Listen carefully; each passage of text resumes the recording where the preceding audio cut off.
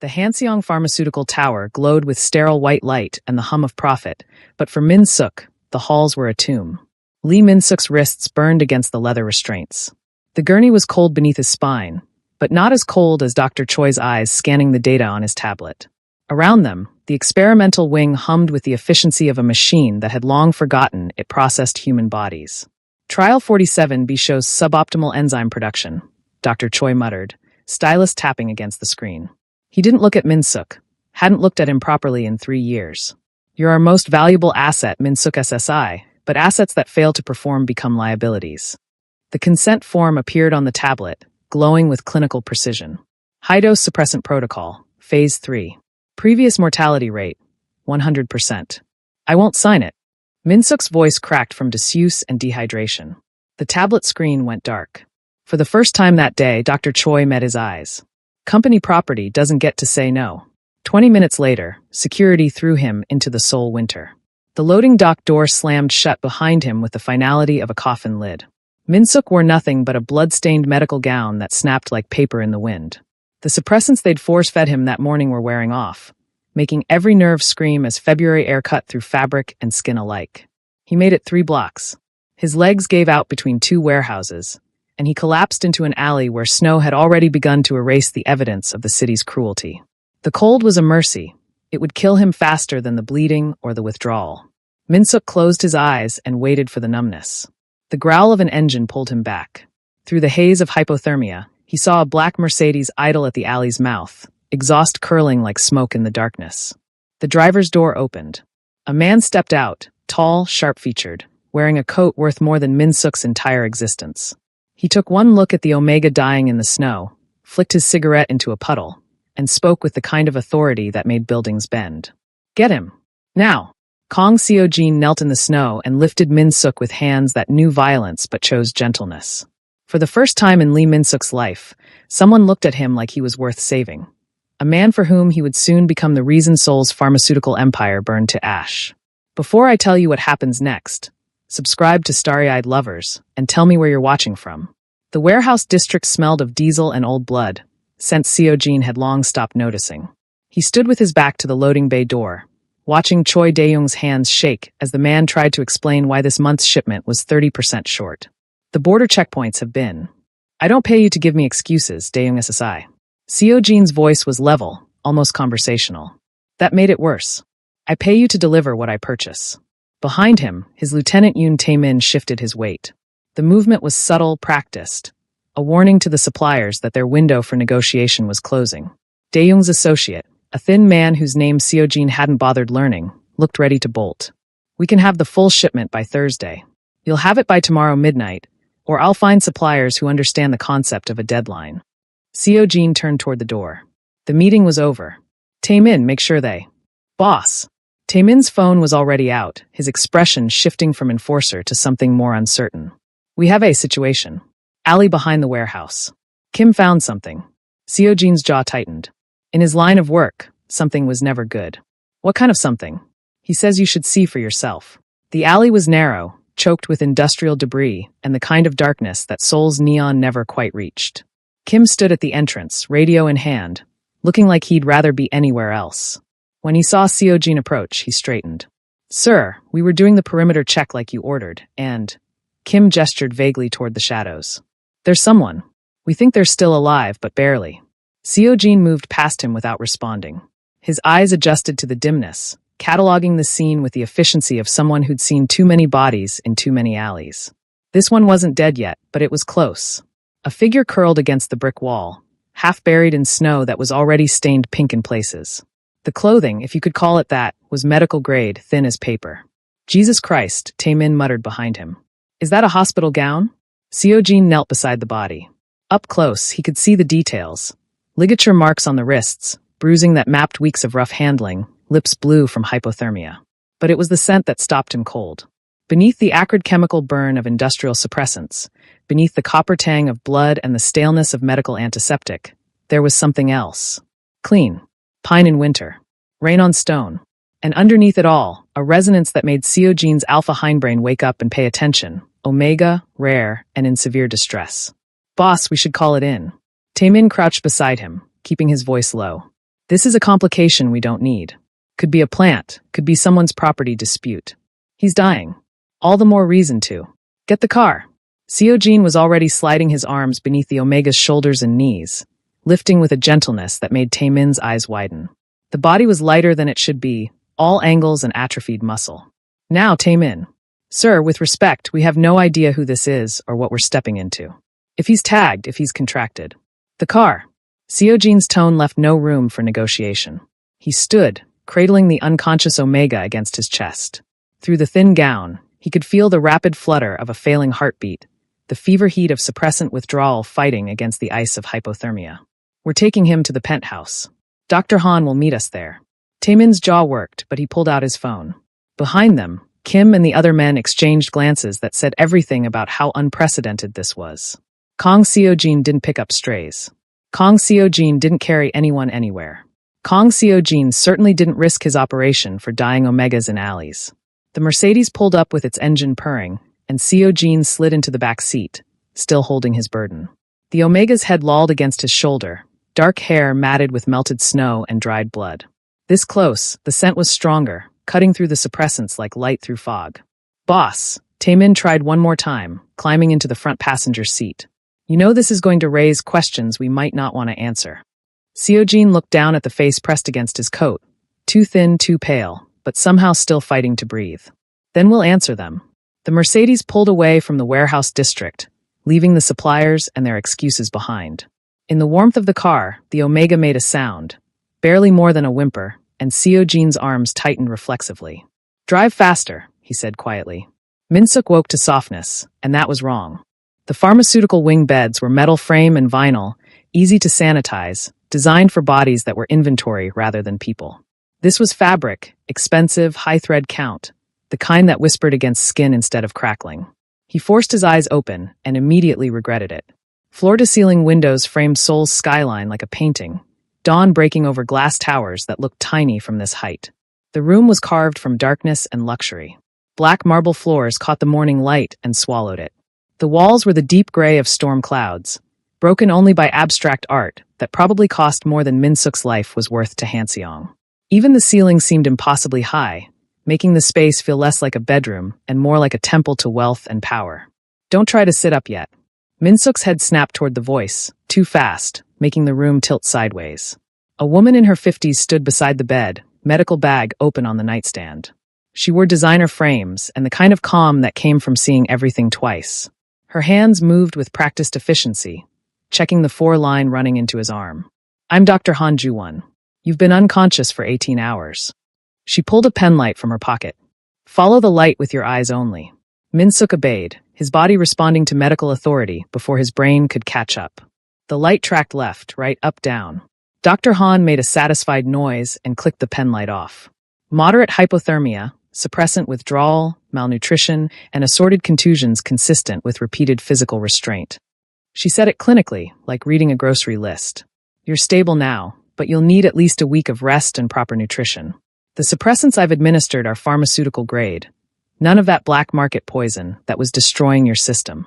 Minsuk's throat was sandpaper. Where? You're safe. Dr. Han began repacking her bag with the efficiency of someone who'd done this in far worse circumstances. That's all you need to know right now. I'll be back this evening to check your vitals. She left without waiting for questions, and Minsuk was alone with the skyline and the uncomfortable realization that he was wearing clothes he didn't remember putting on. Soft cotton pants, a shirt that actually fit his frame. No hospital gown. No restraints. No cameras in the corners tracking his every movement. The door opened again, and this time it was the man from the snow. He was taller than Minsuk remembered, broader through the shoulders, dressed in black slacks and a white shirt with the sleeves rolled to his elbows. In the warehouse district darkness, he looked dangerous. In the morning light of his own territory, he looked absolutely lethal.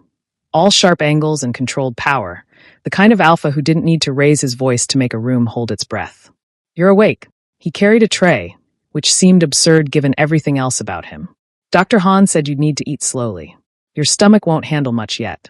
Minsuk watched him set the tray on the bed, rice porridge, still steaming, with banchan arranged like someone had actually cared about presentation. Real food. Not the nutrient paste Hanseong fed him between trials. Who are you? Kang Seojin. He pulled a chair close to the bed and sat, moving with the kind of grace that suggested violence was always an option, just not the first one. And you are? Lee Min-suk. The name felt strange in his mouth, like something he hadn't used in years. At Hanseong, they'd called him Subject 09, or occasionally his employee number. Why am I here? Because I found you dying in an alley, and I don't leave people to freeze. Seo-jin's voice was level, matter-of-fact. Eat. We can talk after. Min-suk's hands shook as he picked up the spoon. The porridge was perfectly seasoned, warm without being scalding, gentle on a stomach that had forgotten what kindness tasted like. He ate 3 bites before the tears started, hot and humiliating against his cheeks. I'm sorry, I don't. He tried to wipe his face with his sleeve, mortified. I don't usually. It's the withdrawal. Seo-jin's expression didn't change, but something in his voice softened. Industrial suppressants mess with your neurochemistry. Dr. Han said the emotional volatility should stabilize in a few days. Min-suk nodded, not trusting himself to speak. He finished the porridge in silence while Seo-jin waited with the patience of someone who'd learned that some conversations couldn't be rushed. When the bowl was empty, Seo-jin stood and retrieved something from the dresser, a small white bag with a pharmacy label. These are suppressants. Medical grade, properly dosed for your weight and presentation. Dr. Han said the ones they were giving you were essentially industrial solvents with a sedative component. He set the bag on the nightstand. They won't hurt. Min-suk stared at the bag like it might bite him. What do you want from me? Nothing. Nobody does this for nothing. Seo-jin was quiet for a moment, and when he spoke, his voice carried the weight of absolute certainty. You don't owe me anything. Not gratitude, not loyalty, not your story if you're not ready to tell it. But I need to know who did this to you. Why? Because people who throw living beings into the snow to die need to learn there are consequences. Seo-jin's expression was carved marble, beautiful and terrifying. And because whoever they are, they're going to come looking for their property.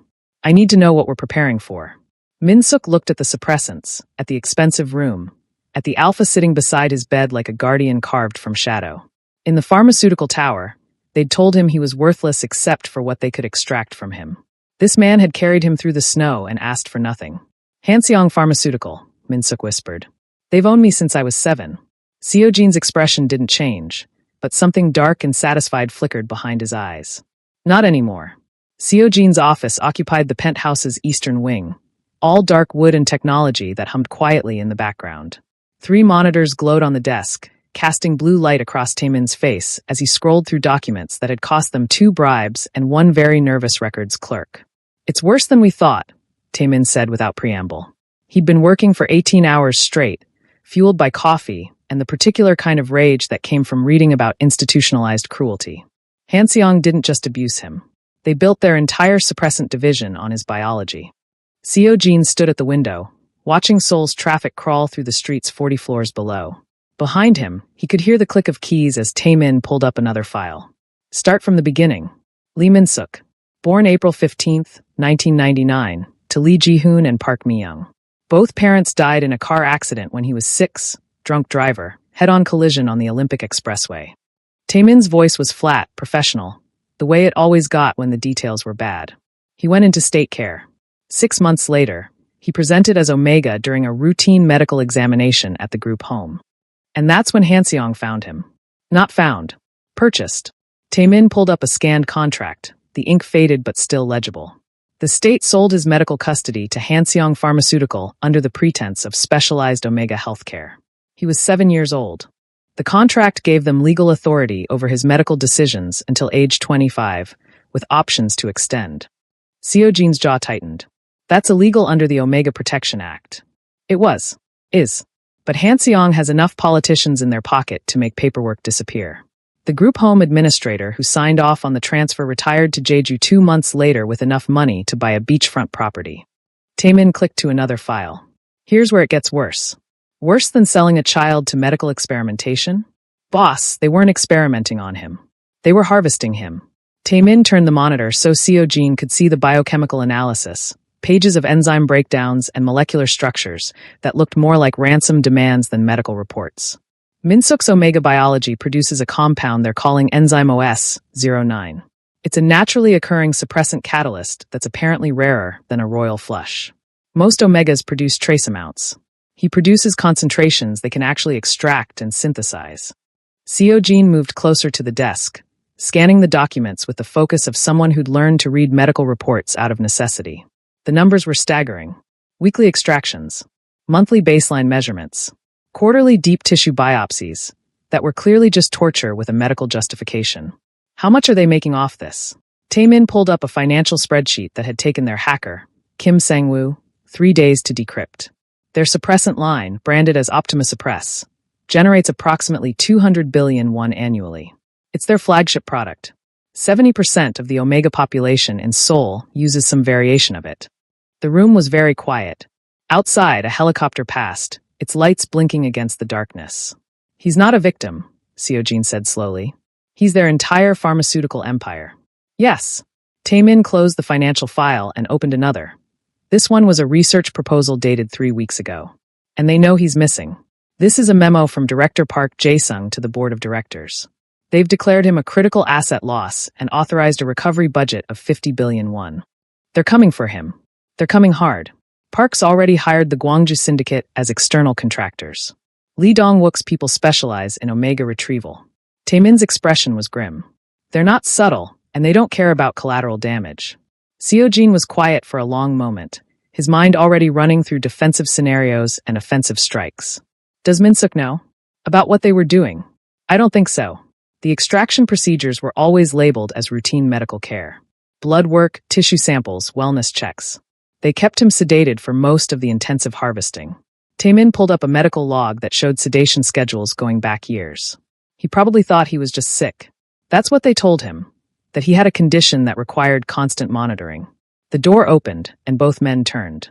Min-suk stood in the doorway, wearing clothes Seo-jin had ordered that morning, black jeans and a soft gray sweater that made him look younger than 26, more vulnerable. He'd showered, his hair still damp, and the bruises on his neck were starting to fade from purple to yellow. Dr. Han said I should walk around, get my blood moving. Min-suk's eyes moved from Seo-jin to the monitors, to Taemin's guilty expression. What are you looking at? Seo-jin exchanged a glance with Taemin, then made a decision. Your medical records. We needed to understand what Han-seong was doing to you. Min-suk moved into the room slowly, like he was approaching a trap. Anne, come see for yourself. It took Min-suk 10 minutes to read through the files. Seo-jin watched his expression change, confusion, then disbelief, then a dawning horror that made something in Seo-jin's chest constrict. Taemin had the good sense to stay quiet, letting Min-suk process at his own pace. I don't understand. Min-suk's voice was very small. They said the treatments were helping me. That I had a degenerative condition. You don't have a condition. Seo-jin kept his tone gentle, which took effort. You have a gift. A rare biological trait that produces compounds most omegas can't. Han-seong discovered it when you were 7 and built an empire on it. Min-suk scrolled through another page, his hands starting to shake. The extractions. Every week they'd sedate me and take samples. They said it was monitoring my health. They were harvesting enzyme concentrations from your cerebrospinal fluid, bone marrow, and endocrine glands. Taemin pulled up a medical schematic that showed exactly where they'd been extracting. Every sample they took went directly to their pharmaceutical production line. You weren't a patient. You were their manufacturing plant. The tablet slipped from Min-suk's hands. Seo-jin caught it before it hit the floor, then caught Min-suk when his legs gave out. He guided him to the leather chair by the window, keeping a steadying hand on his shoulder. 200 billion won, Min-suk whispered. They were making that much from my body. Annually. Seo-jin crouched beside the chair, bringing himself to eye level. You're not just a victim they abused, Min-suk. You're the reason Han-seong Pharmaceutical is one of the largest companies in Korea. Without you, their entire suppressant division collapses. Min-suk looked up, and his eyes were red but dry. They're going to come for me. Yes. And you can't stop them. They have money, lawyers, politicians. I have something better. Seo-jin's smile was sharp enough to cut. I have patience, resources, and absolutely no interest in playing by their rules. They built an empire on your suffering. Let's see how it feels when someone burns it down around them. Taemin cleared his throat from the desk. Boss, if we're doing this, we need to move carefully. Park Jae-sung didn't get where he is by being stupid. He'll have contingencies. Then we'll have better ones. Seo-jin stood, his decision made. Pull everything we have on Han-seong's supply chain, their investor relationships, their political connections. I want to know every pressure point, every weakness, every skeleton in every closet. That's going to take time. We have time. Min-suk isn't going anywhere. Seo-jin looked down at the Omega in his chair, whose expression had shifted from shock to something harder, more determined. And when we move, we're going to do it right. Scorched earth. No second chances. Min-suk met his eyes. Why are you doing this? Seo-jin was quiet for a moment. Because they threw you away like garbage. Because they treated you like property instead of a person. Because someone needs to teach them that there are consequences for cruelty. He paused. And because I can. That seemed to be enough. Min-suk nodded slowly, then turned back to the monitors, scrolling through files that documented 18 years of systematic exploitation. His hands had stopped shaking. When he spoke again, his voice was steady. I want to help. I know how their systems work, their schedules, their security protocols. If you're going after them, I want to be part of it. Seo-jin and Taemin exchanged looks. Then Seo-jin smiled, a real one this time, not the dangerous kind. Welcome to the war, Min-suk. Before I tell you what happens next, subscribe to Starry-Eyed Lovers, and tell me where you're watching from. The first strike happened on a Tuesday, and it was beautiful in its simplicity. Min-suk watched from the penthouse windows as Seo-jin ended a phone call with nothing more than, "It's done." Below, somewhere in the port district, a shipping container full of raw pharmaceutical materials had just been rerouted to a warehouse in Busan instead of Hanseong's processing facility in Seoul. The shipment would arrive 3 days late, and by then, the temperature-sensitive compounds would be worthless. That's 15 million won of materials they can't replace quickly, Taemin said from the conference table, where he'd spread out a map of Hanseong's entire supply network like a general planning a siege. Their production line for Optimus Press will stall for at least a week. Good. Seo-jin returned to his laptop, fingers moving across the keyboard with practiced efficiency. What about the investor meeting? Scheduled for Friday. We have someone inside who'll make sure the leaked documents reach the right hands an hour before Park starts his presentation. Min-suk moved closer to the table, studying the map with its red pins marking Hanseong facilities and blue lines tracking their supply chains. 3 weeks ago, he'd been strapped to a gurney in one of those facilities. Now he was watching Seo-jin dismantle them piece by piece, and the precision of it was almost hypnotic. You're not just attacking them, Min-suk said quietly. You're bleeding them. Seo-jin looked up, and something approving flickered in his expression. Fast wars get messy. People notice. This way, it looks like bad luck, poor management, unfortunate coincidences.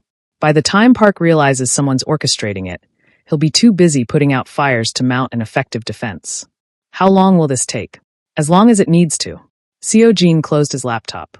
Revenge isn't a sprint, Min-suk. It's a marathon, and the winner is whoever has more patience. The leaked documents hit on Friday morning, exactly as planned. Min-suk sat in Seo-jin's office, watching Korean business news on the monitor while drinking coffee that actually tasted like something other than burnt water. The anchor's expression was carefully neutral as she reported on concerning allegations regarding Hanseong Pharmaceuticals' clinical trial practices. Sources have provided documentation suggesting that Hanseong may have conducted unauthorized human trials using non-consenting subjects, including minors. The company has denied these allegations, but several major investors have reportedly requested emergency meetings with the board of directors. Taemin walked in carrying his own coffee and a satisfied smirk. Park is losing his mind right now. Our contact says he spent 20 minutes screaming at his IT department about security breaches. He's looking in the wrong direction, Seo-jin said without looking away from his own screen. He thinks this is corporate espionage. He doesn't know it's personal yet. Min-suk watched Seo-jin work with the focused calm of someone performing surgery. Every move was calculated, every strike precise. There was no anger in it, no rage, just cold, methodical destruction. It should have been frightening. Instead, Min-suk found it reassuring. This was someone who finished what he started. The investors are spooked, Taemin continued, pulling up financial data. Hanseong's stock dropped 8% in the first hour of trading. If it drops another 5%, they'll trigger circuit breakers. Let it drop. Seo-jin finally looked up, and his smile was surgical. Fear is more valuable than facts. Once investors start pulling money, others will follow just to avoid being last. Min-suk set down his coffee cup. He'll retaliate. Park isn't stupid. Eventually he'll figure out who's behind this. I'm counting on it. Seo-jin's voice was soft, almost gentle. The Gwangju syndicate he hired to find you? They've been asking questions in the wrong neighborhoods, making noise. When Park realizes he's up against me, he'll either escalate or fold. Either way, we win. How? If he escalates, he'll make mistakes. Desperate people always do. And if he folds? Seo-jin leaned back in his chair, the picture of relaxed confidence. Then Hanseong Pharmaceutical will quietly disappear into bankruptcy, and you'll never have to worry about them again. Taemin's phone buzzed. He glanced at it, then showed the screen to Seo-jin. Director Park just canceled his afternoon meetings. His assistant says he's in emergency conference calls with legal. Phase 2, then. Seo-jin stood, moving to the windows. Seoul stretched out below them, all glass and steel, and millions of people who had no idea that empires were toppling 40 floors above their heads. Send the tip to the FDA Regulatory Board. Anonymous, untraceable. Make sure they know about the OS-09 extractions. Min-suk's breath caught. That will trigger a full investigation. Yes.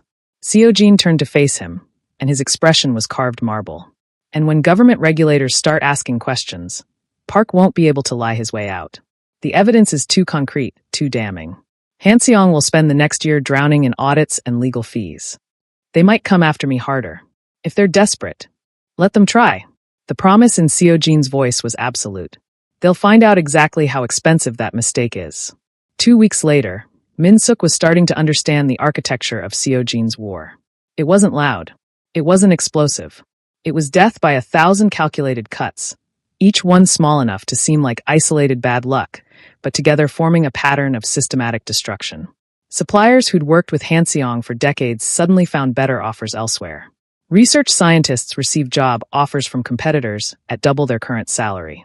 Political allies who'd protected Park's operations quietly distanced themselves as the media scrutiny intensified. Min-suk watched it all from the penthouse, learning.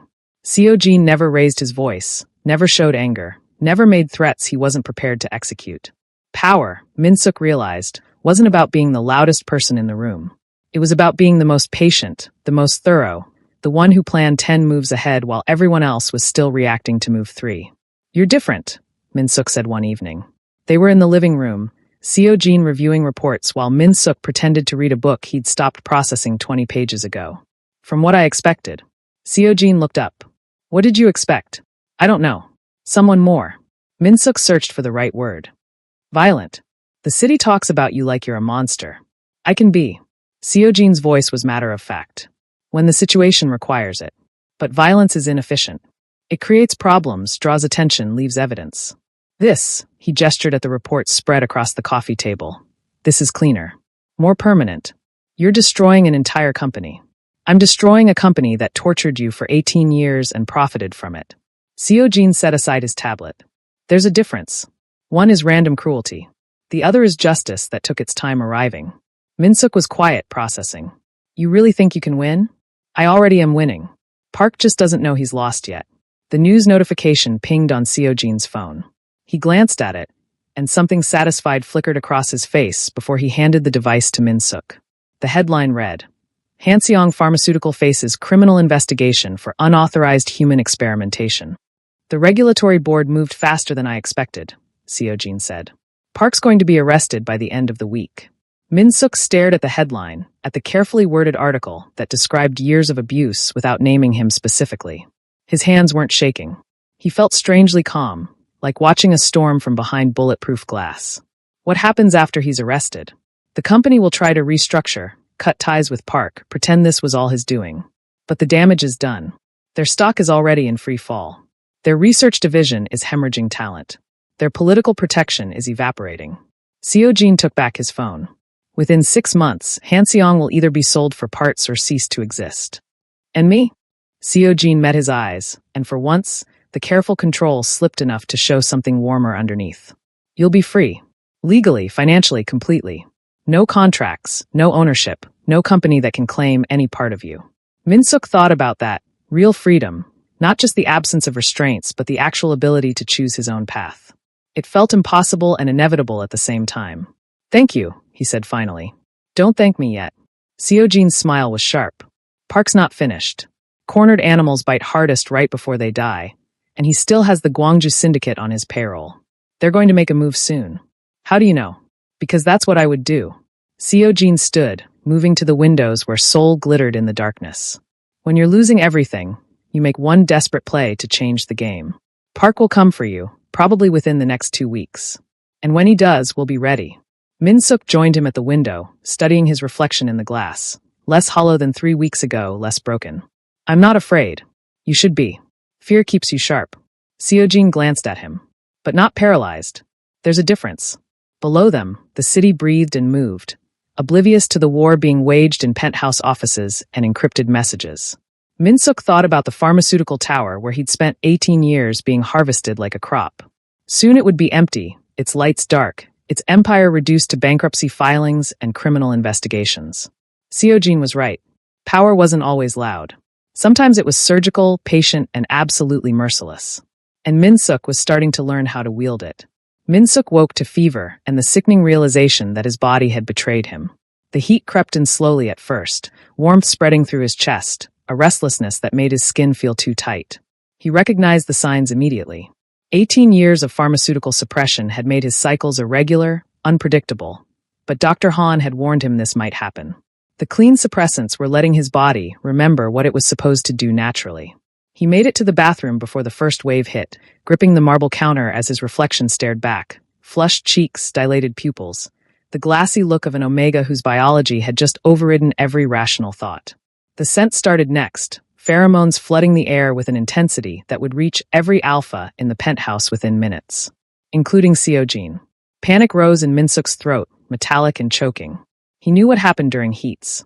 Han Seong had been very clear about omega biology, about how alphas responded to the chemical call, about vulnerability and claiming in bonds that couldn't be broken. They'd kept him so heavily suppressed he'd never experienced a full cycle, but they'd made sure he understood what it meant. Property. Possession. Inevitability. His hands shook as he grabbed his phone, trying to think through the haze. He needed to lock himself in, needed to. The bedroom door opened. Min-suk spun around, back pressed against the bathroom counter, every muscle tensed for fight or flight. Seojin stood in the doorway, perfectly still, and Min-suk watched his nostrils flare as the scent hit him. The alpha's pupils dilated, and for a terrifying moment, Min-suk saw the biological imperative flicker across his face. Want, need, the instinct to respond to an omega in heat. Then Seojin took a deliberate step backward. I'm leaving.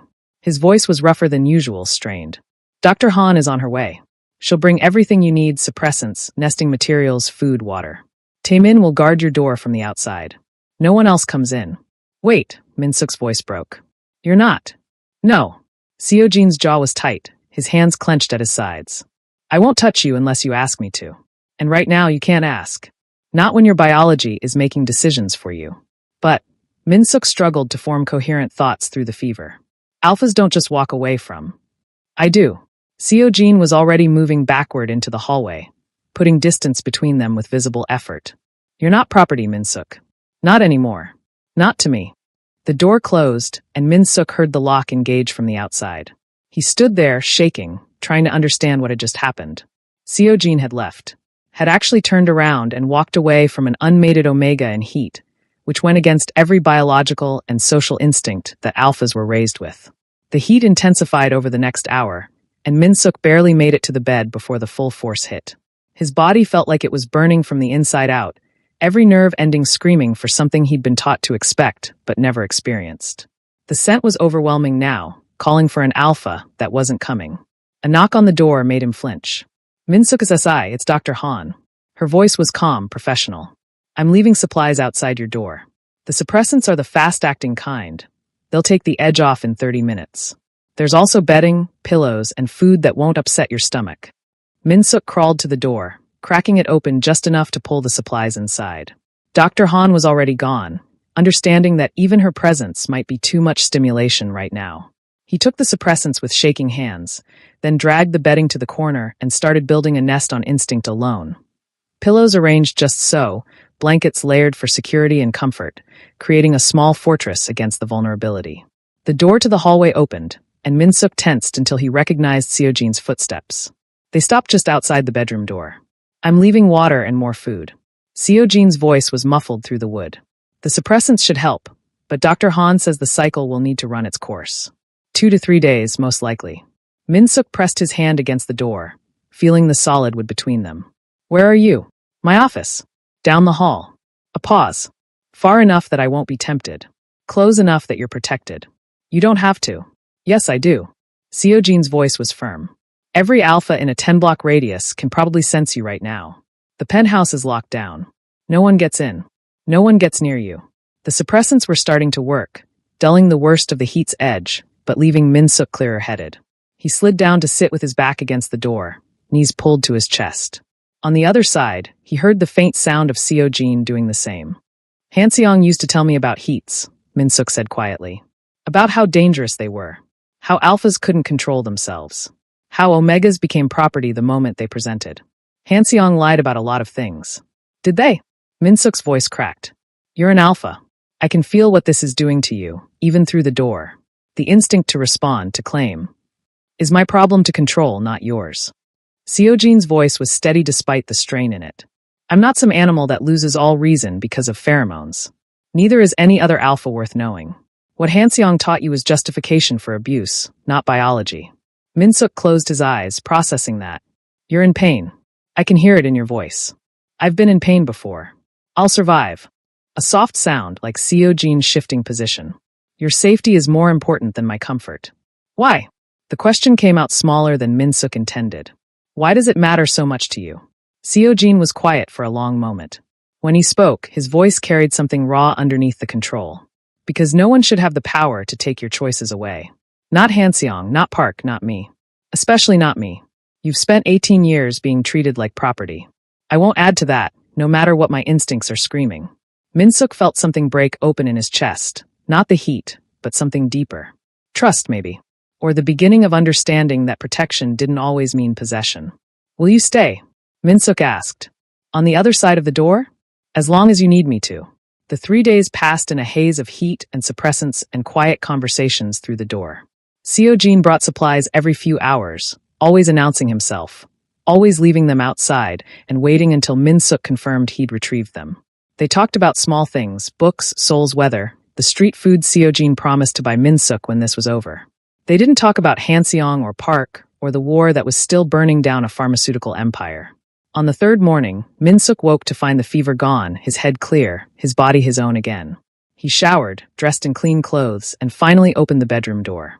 Seo-jin was exactly where he'd promised, sitting with his back against the wall across from the bedroom, laptop balanced on his knees, looking like he hadn't slept in days. His eyes were bloodshot, his jaw shadowed with stubble, but when he saw Minsuk, relief flooded his expression. It's over, Minsuk said softly. Good. Seo-jin closed the laptop and stood with visible effort. Dr. Han will want to check your vitals. Make sure everything's stabilized properly. Minsuk stepped closer, studying him. You stayed out here the whole time. I said I would. You could have gone to your room. Locked yourself away somewhere more comfortable. No. Seo-jin's voice was absolute. I told you I'd be close enough to protect you. I keep my promises. Minsuk looked at this alpha who'd found him dying in the snow, who'd declared war on a pharmaceutical empire for him, who'd spent 3 days sitting outside his door in discomfort rather than violate his trust, who'd proven that protection didn't require possession, that strength could be gentle, that alphas could choose control over instinct.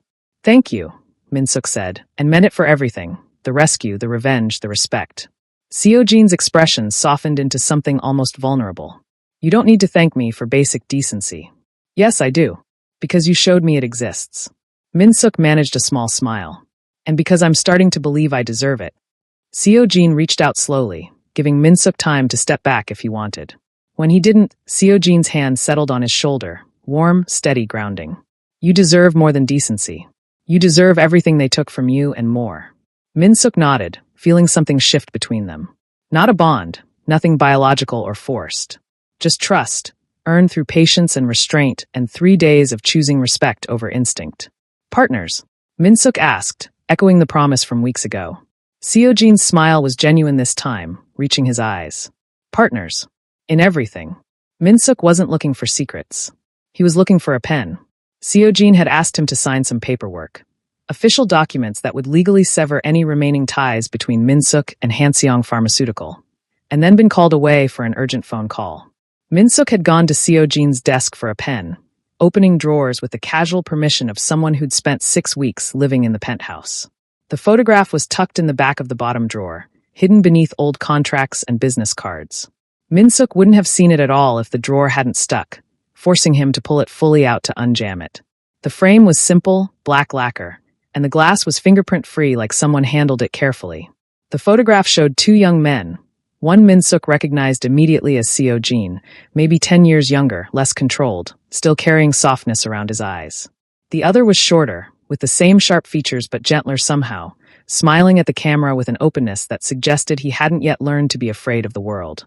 Minsuk turned the frame over.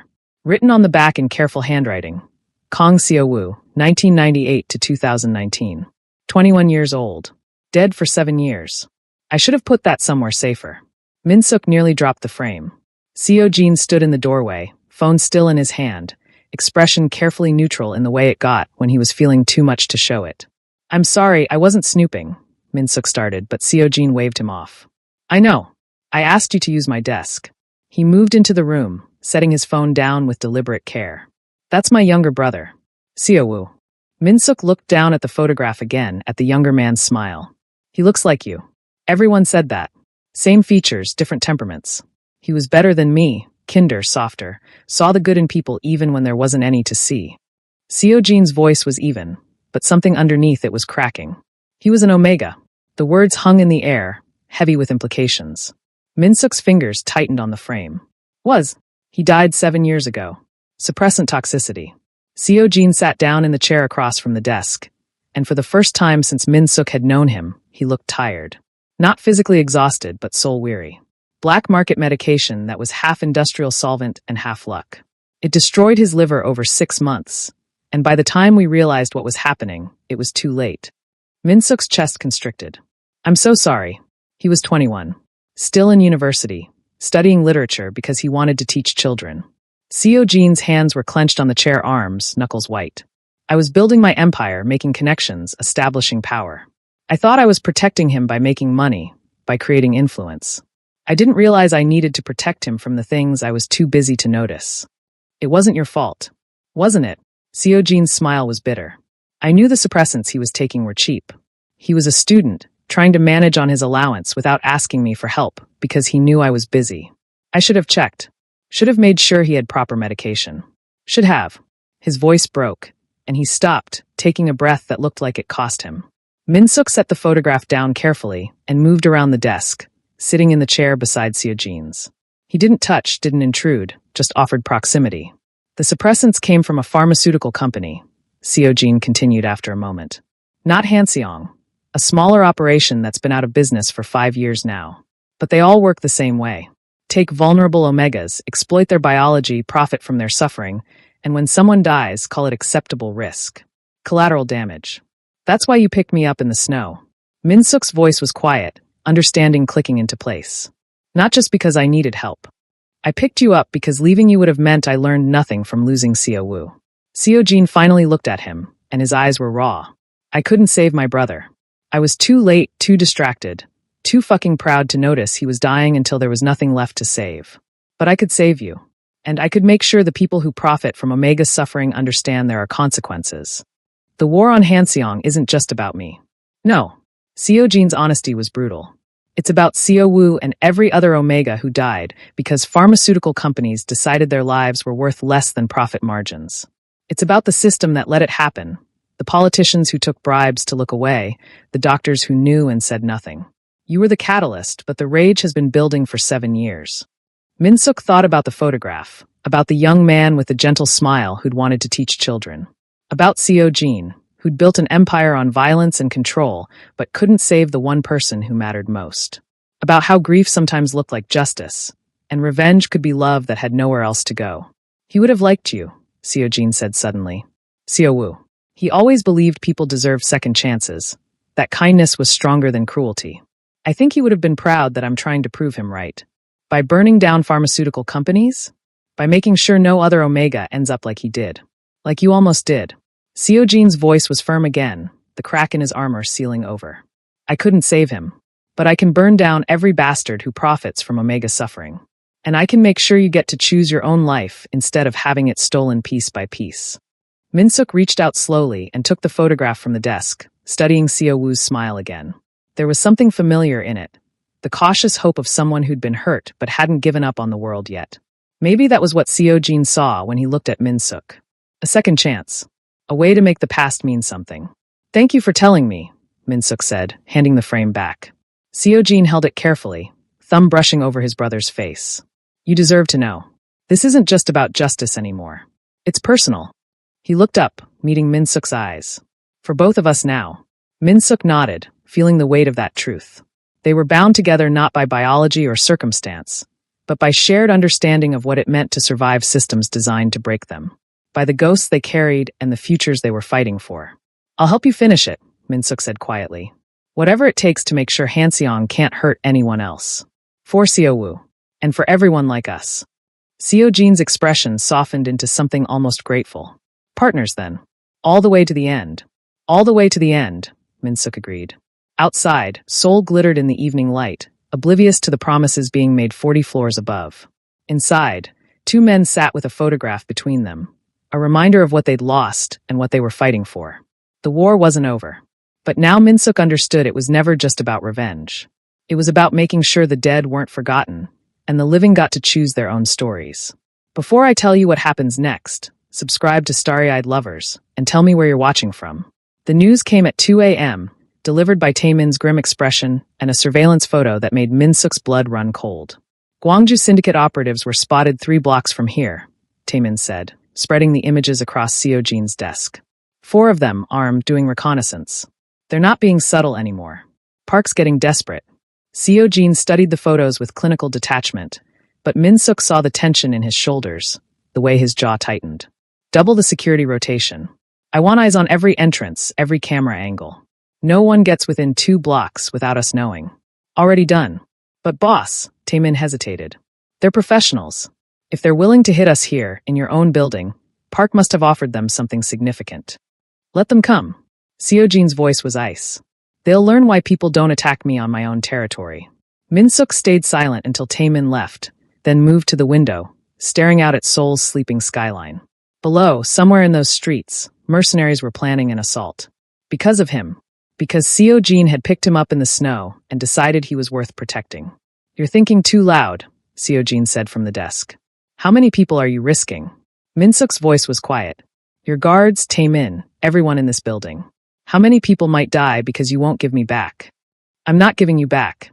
Seo-jin. No. Seo-jin stood, crossing to stand beside him. We've had this conversation. You're not property. There's no giving you back, because you were never theirs to own. Min-suk closed his eyes. But I am a liability. You said it yourself. Park is desperate, which makes him dangerous. If you weren't here, I'd still be at war with Hanseong. The only difference is I'd have one less reason to be careful about collateral damage. Seo-jin's reflection in the glass was stern. Don't mistake me for a good man, Min-suk. I'm not protecting you because I'm noble. I'm protecting you because I choose to, and I don't make choices lightly. Min-suk wanted to believe that. But when he finally went to bed 2 hours later, he couldn't stop seeing the surveillance photos, couldn't stop calculating the cost of Seo-jin's protection in other people's lives. At 3:47 a.m., Min-suk made his decision. He packed quietly, what little he owned fit into a single backpack.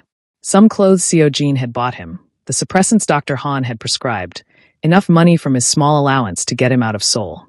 He moved through the penthouse like a ghost, avoiding the cameras he'd learned the locations of, taking the service stairs instead of the elevator. The security guard in the lobby was reading something on his phone, bored with the late-night shift. Min-suk waited until he turned away, then slipped past toward the side entrance that the building staff used. His heart hammered against his ribs, but his hands were steady. This was the right choice. The only choice that didn't end with more people dying for him. He made it to the lobby doors before the voice stopped him cold. Going somewhere? Seo-jin stood by the elevator, wearing sleep pants and a t-shirt, hair disheveled like he'd rolled out of bed in a hurry. He wasn't blocking the exit. Wasn't moving to stop Min-suk physically. He just stood there, waiting. How did you? Motion sensors in your room. They alert me if you leave after midnight. Seo-jin's voice was calm, but his eyes were storm-dark. I'm guessing you thought you'd slip out unnoticed. Spare me the argument. Min-suk's grip tightened on his backpack strap. I'm not doing this to hurt you. I'm doing this to protect you. From what? From them. From Park and his mercenaries and everyone who's going to keep coming as long as I'm here. The words spilled out, desperate. You've risked everything for me, your people, your territory, your reputation. How many more will you sacrifice before you admit I'm not worth it? Seo-jin moved closer, and Min-suk forced himself not to step back. You think you're a burden. I know I am. The surveillance photos, the increased security, Taemin's worried face every time he briefs you. It's all because of me. Because you made a choice in that alley that's costing you more every day. You're right. Seojin's honesty was brutal. Having you here has complicated my life considerably. It's cost me time, money, resources. I've made enemies out of people I could have negotiated with. I've put my organization on high alert for weeks. Every decision I make now has to account for your safety, which limits my options strategically. Min-suk's chest ached. Then let me go. No. Why not? You just admitted You're also the reason I haven't burned this whole city down. Seojin's voice cracked with something raw and honest. You think you're a burden? You're the only thing keeping me human. Before you, this empire was just violence and profit and revenge that never satisfied. I was drowning in my brother's ghost and the rage of not saving him. Then I found you in that alley, and suddenly I had something worth protecting. Someone who made the war mean something beyond destruction. Min-suk stared at him, seeing something in Seojin's expression he'd never seen before. Vulnerability, fear, the desperate hope of someone who'd found something precious and couldn't bear to lose it. Every morning you're still here. I wake up knowing I did one thing right, Seojin continued. One thing Seo-woo would be proud of. You're not my burden, Min-suk. You're my proof that I'm more than the monster soul thinks I am. That I can build something instead of just breaking things. I'm not your redemption, Min-suk whispered. No, you're your own person with your own choices. Which is why I'm not stopping you. Seojin gestured toward the door. If you want to leave, leave. I won't chase you, won't force you, won't track you down. But understand that if you walk out that door, you're not saving me from anything. You're just confirming what everyone already thinks, that I'm not worth staying for. The lobby was very quiet. Outside, Seoul was dark and indifferent. Min-suk looked at the door, then back at Seojin, seeing 7 weeks of careful protection, patient revenge, and a war fought not for glory but for justice. Seeing an alpha who'd sat outside his door during heat, who'd revealed his deepest grief, who'd given him choices when everyone else had only taken them away. I don't want to be the reason people die, Min-suk said finally. Then be the reason they live. Seojin's voice was soft. Help me finish what we started. Help me make sure Hanseong can never do this to anyone else. Help me prove that Seo-woo's death meant something, and your survival means even more. And if the Gwangju Syndicate comes, then we face them together. As partners. The way we promised. Seojin extended his hand. Not grabbing, not demanding, just offering. Stay. Not because you owe me. Not because you're too weak to leave. Stay because I'm asking. Because we're not finished yet. Because I need you here. Min-suk looked at the offered hand, at Seojin's expression that was trying so hard to stay controlled, but failing around the edges. He thought about running, about safety purchased with loneliness, about all the ways he'd learned to survive by becoming invisible. Then he thought about the past 7 weeks. About Seojin teaching him that protection didn't mean possession. About learning to use his knowledge to fight back instead of just endure.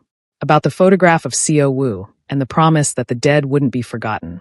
About partnership freely chosen. Min-suk dropped his backpack and took Seojin's hand. I'm staying. The relief that flooded Seojin's face was visceral, human, real. He pulled Min-suk into an embrace that was tight enough to hurt and gentle enough to heal. And Min-suk let himself be held by someone who'd chosen him not despite the danger, but because of who he was. Thank you, Seojin breathed against his hair. Don't thank me yet, Min-suk said, echoing Seojin's own words from weeks ago. We still have a war to finish. Seojin's laugh was quiet and genuine. Yes, we do. Together. They stood in the lobby as Seoul began to wake around them. 2 people bound by choice rather than biology, by shared purpose rather than obligation. The Gwangju Syndicate was coming. Park was desperate. The war was entering its final, most dangerous phase. But Min-suk was staying. And that somehow made everything else bearable. The attack came at 4:17 a.m., during the shift change when security was briefly at its weakest. Taemin's voice crackled through Seojin's phone with clipped urgency. Multiple hostiles, south and west entrances. They've breached the lobby. Protocol Omega, get Min-suk to the panic room now. Seojin was already moving, grabbing Min-suk from where he'd been reading in the living room. Come on. No questions, just move. They ran down the hallway toward the reinforced room Seojin had built into the penthouse's core. Steel-lined walls, independent air supply, communications equipment. Min-suk had seen it during the tour, but never thought they'd actually need it. Seojin's hand was iron around his wrist, pulling him forward as somewhere below them, alarms began to shriek. How many? Min-suk gasped. Doesn't matter. You're getting locked down. Seojin punched in the code, and the heavy door swung open.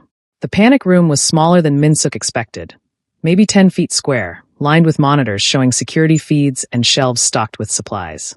In the corner, incongruous among the emergency rations and medical kits, was the laboratory equipment Seo-jin had installed 3 weeks ago when Minsuk had mentioned wanting to understand the compounds they'd used on him. "Stay here. Don't open this door for anyone but me or Taemin." Seo-jin's voice was commanding, absolute. "The air supply is independent. You'll be safe. What about you? I'm going to remind these bastards why people don't attack me in my own home." Seo-jin's smile was sharp and dangerous. Then softer. "I'll come back for you. I promise." The door sealed with a hydraulic hiss, and Minsuk was alone with the monitors and his racing heart. The security feeds showed chaos unfolding across the penthouse. 8 mercenaries in tactical gear moved through the space with professional efficiency, weapons raised. Seo-jin's guards engaged them in the main corridor, and the sound of gunfire filtered through even the panic room's thick walls. Minsuk watched Seo-jin emerge from cover, moving with lethal grace. He took down 2 mercenaries before the others adapted, falling back into defensive positions. Taemin appeared on another feed, coordinating the remaining guards, trying to contain the breach. Then Minsuk saw the canisters. 3 mercenaries pulled cylindrical objects from their tactical vests, pulled pins, and threw them into the hallway. Gas began to pour out, thick, purple-gray, spreading with unnatural speed through the ventilation system. On the monitors, Minsuk watched Seo-jin's guards start to collapse, one by one, clutching at their throats. But Seo-jin and Taemin stayed standing, though Seo-jin staggered, clearly affected but still conscious. The mercenaries moved forward, and Minsuk understood with horrifying clarity. The gas was designed to incapacitate Omegas while leaving Alphas functional enough to witness what came next. "Clever," one of the mercenaries said, voice picked up by the security audio. "Chemical restraint. Park wanted the Omega intact for transport. Can't do that if everyone's dead." Seo-jin swung at the nearest mercenary, connecting with enough force to snap the man's head back. But he was slower than usual, his movements labored. Another mercenary hit him from behind with a baton, and Seo-jin went to one knee. "Where is he?" The lead mercenary pressed a gun to Seo-jin's temple. "The Omega. Where did you hide him?" "Go to hell." Seo-jin's voice was rough, strained from the gas. "We'll find him anyway. Park's paying us enough to tear this place apart." The mercenary gestured to his team. "Search every room. He's here somewhere." Minsuk watched them spread out, methodically checking spaces, moving closer to the panic room. The monitors showed Taemin unconscious in the hallway, 2 guards down, Seo-jin being restrained by 3 mercenaries while a 4th searched him for weapons. They had maybe 5 minutes before the mercenaries found the panic room, and Seo-jin was in no condition to stop them.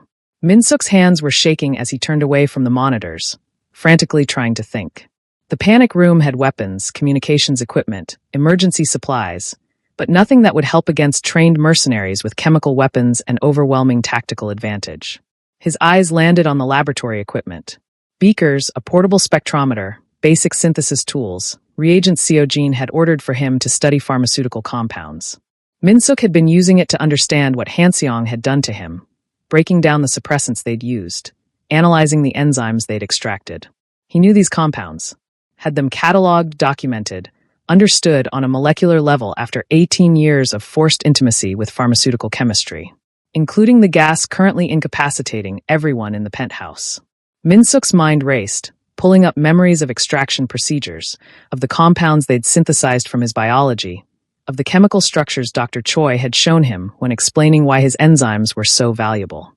The purple-gray gas, he'd seen that color before, in the pharmaceutical wing during one of their behavioral modification experiments. They'd called it Compound S7, a suppressant delivery mechanism that worked through inhalation rather than injection.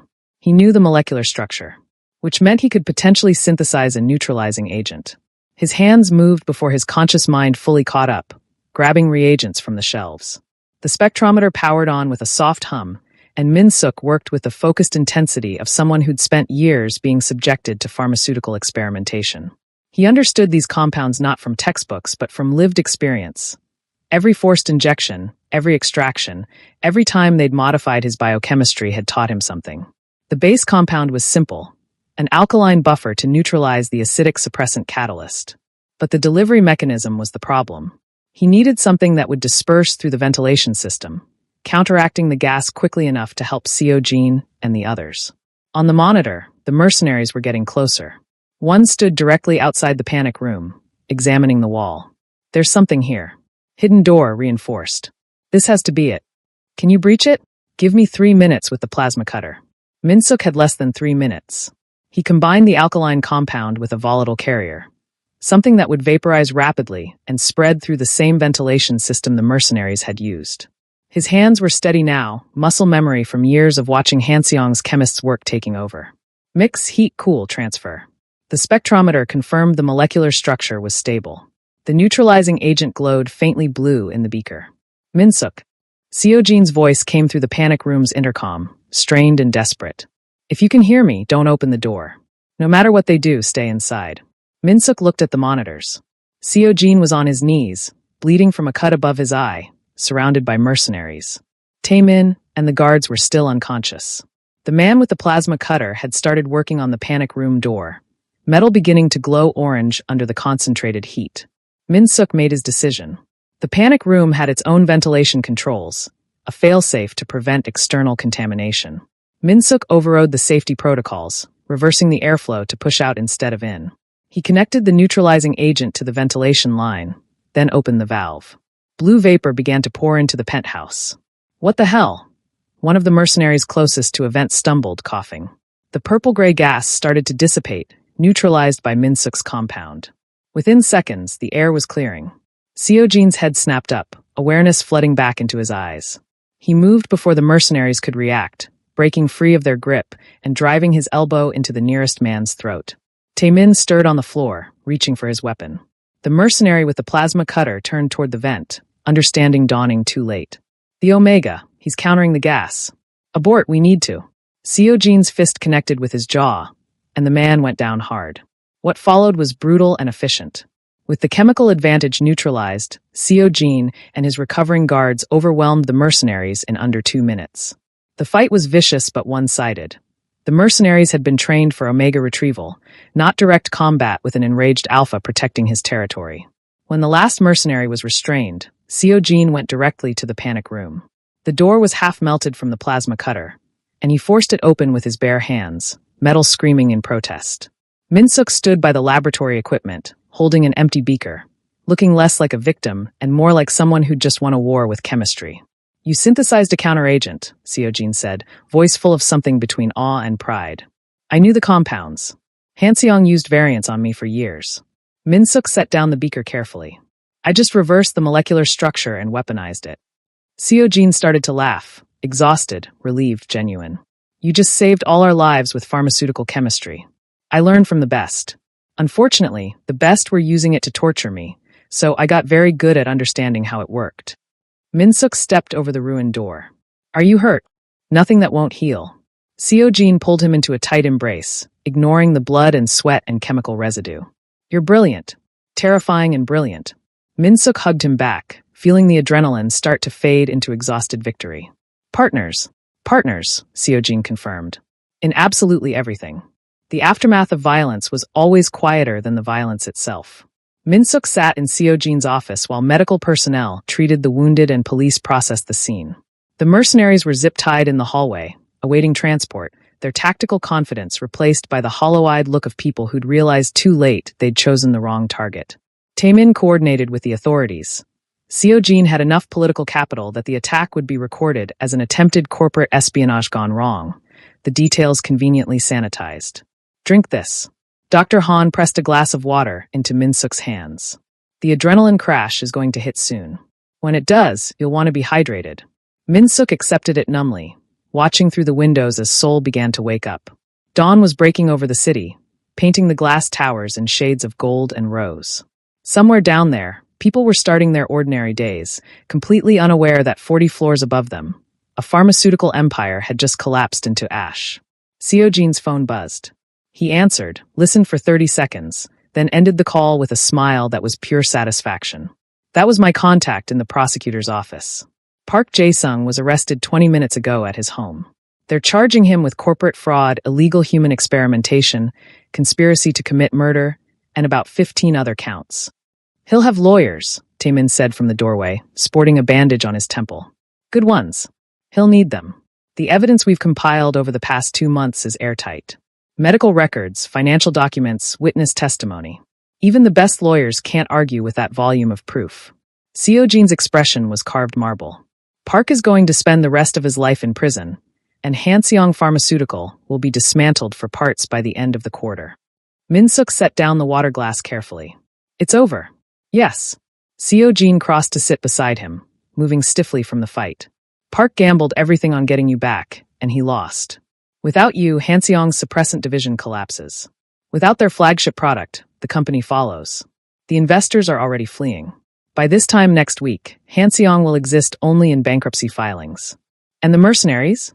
Min-suk gestured toward the hallway. They're cooperating fully, giving testimony about who hired them, the briefing they received, Park's explicit orders to retrieve you by any means necessary. Taemin's smile was grim. They know cooperation is their only chance at reduced sentences. Lee Dong-wook is already claiming he had no idea the retrieval was illegal. Coward, Seo Jin muttered. The Gwangju Syndicate's reputation won't recover from this. No one hires mercenaries who fail this spectacularly and then turn informant. Min-suk listened to them discuss the fallout with professional detachment, parsing through consequences and political maneuvering. This was Seo Jin's world, where violence was a tool, leverage was currency, and wars were won through patience and overwhelming preparation. Min-suk had been living in it for 2 months now, learning its rhythms, understanding its brutal logic. But he'd also changed it. The neutralizing agent he'd synthesized had proven something important. He wasn't just a victim to be protected. He was someone with skills, knowledge, agency. Someone who could fight back using the very things Hanseong had used to hurt him. I need to see the lab equipment, Min-suk said suddenly. Seo Jin raised an eyebrow. Now. While everything's fresh in my mind. Min-suk stood, and Dr. Han didn't try to stop him. I synthesized that counteragent in 3 minutes under extreme pressure. Imagine what I could do with time, proper equipment, actual planning. Understanding flickered across Seo Jin's face. You want to weaponize what Hanseong did to you. I want to make sure no pharmaceutical company can ever do this again. Min-suk's voice was steady, certain. They exploited my biology because I didn't understand it well enough to defend myself. But I understand it now. Every extraction, every experiment, every compound, I know how it works. I can use that knowledge to create safe suppressants, real treatments that don't destroy people from the inside out. Seo Jin's expression shifted into something Min-suk had never seen before. Pure, unfiltered pride. You want to build something.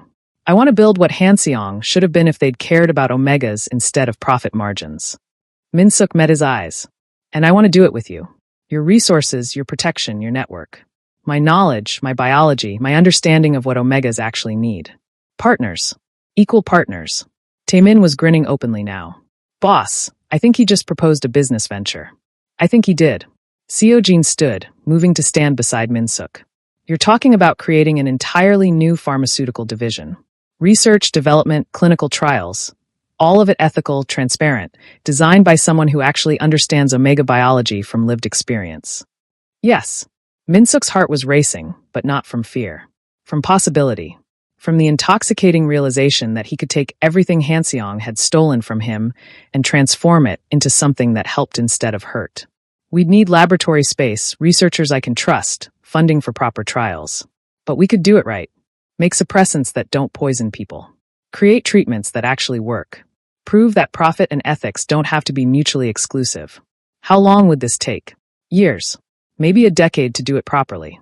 Min-suk smiled slightly. But we have time now, don't we? Park is gone, Hanseong is finished, and I'm not running anymore. Seo Jin was quiet for a long moment, studying him.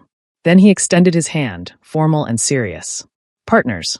Equal partnership, equal decision-making authority, equal stakes. We build this together, or we don't build it at all.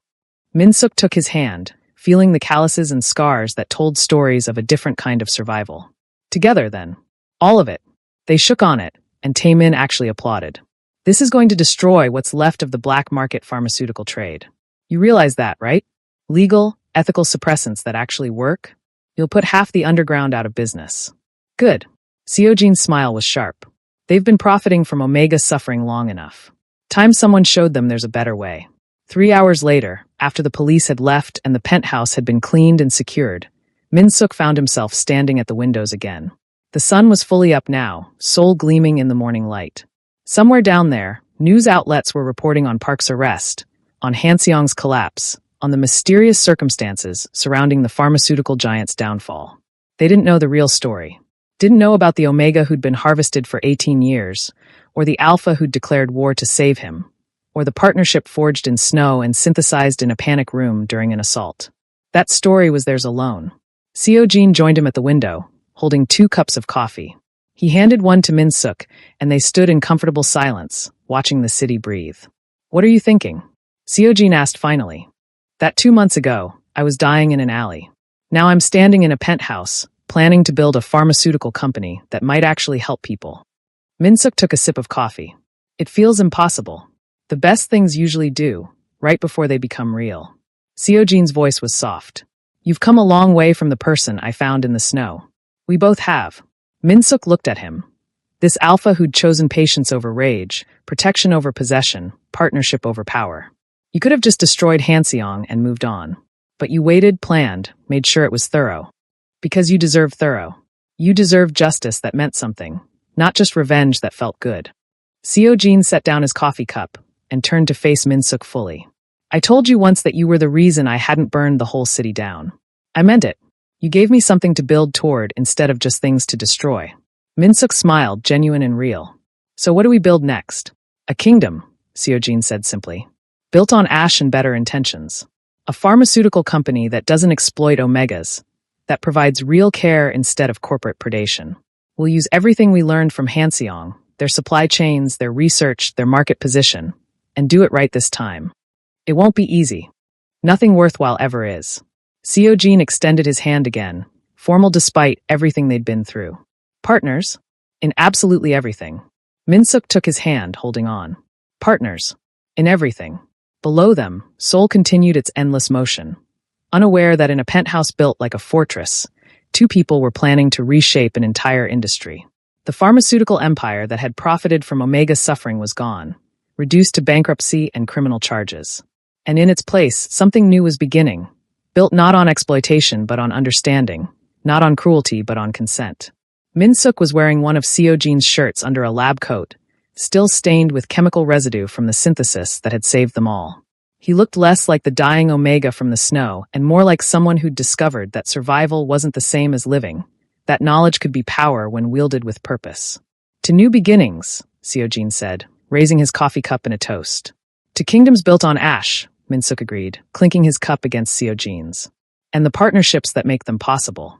They drank to that, watching the sun climb higher over Seoul, painting their future in shades of gold and possibility.